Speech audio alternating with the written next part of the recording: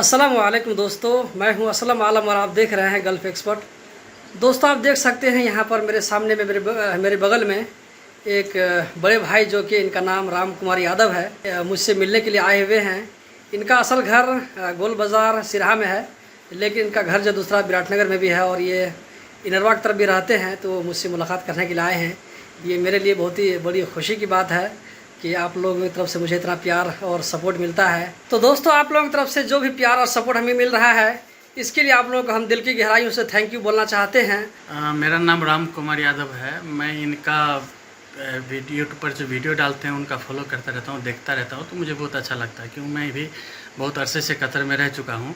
तो कतर के बारे में मुझे जानकारी लेना अच्छा लगता रहता है, तो यही मैं इनको फॉलो करते रहता हूँ। आज पता चला कि इनका घर आसपास में ही है, तो मैं मिलने के लिए आ गया यहाँ पे इनके घर, और इनसे मिलके मुझे बहुत खुशी हुई। चलिए, आपका बहुत बहुत शुक्रिया, आपसे मिलकर मुझे बहुत खुशी हुई और आइंदा भी आप लोग दोस्तों यही उम्मीद करते हैं कि इसी तरह का प्यार और सपोर्ट बनाए करके रखें।